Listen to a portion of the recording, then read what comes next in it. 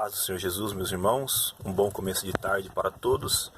Vou deixar aqui 2 versos da Palavra de Deus que acabei de meditar, que se encontra no livro dos Salmos, número 142, versos 1 e 2. Diz assim: Com a minha voz clamo ao Senhor. Com a minha voz ao Senhor suplico. Derramo perante Ele a minha queixa.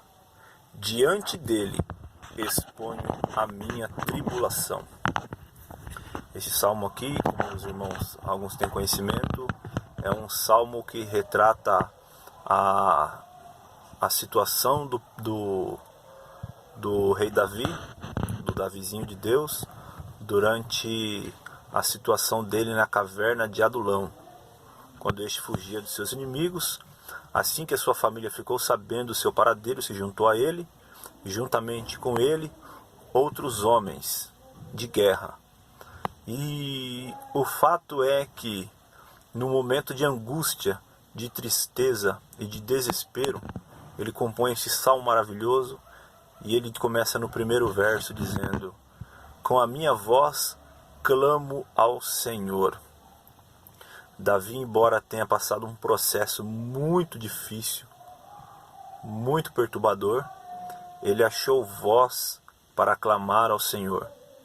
E ele não pediu intercessão, e como alguns dizem, né, não pegou carona na oração de alguém, mas o texto vai dizer que ele, com a própria voz, ele clama ao Senhor. Existem várias vozes, mas ele tinha ciência de que Deus conhecia a voz dele no meio de tantas vozes orando naquele momento. E ele diz na segunda estrofe: com a minha voz ao Senhor suplico. Então ele passa do clamor para a súplica. Reparem aqui que quando ele usa essa expressão súplica, ele ainda diz que é com a voz dele. Ele não pede intercessor e nem pede ninguém para representá-lo, mas ele diretamente fala com Deus. E aí ele diz: derramo perante ele a minha queixa, né? Me faz lembrar de um verso também, ali do profeta Jeremias, nas suas lamentações, que ele diz: de que se queixa o homem?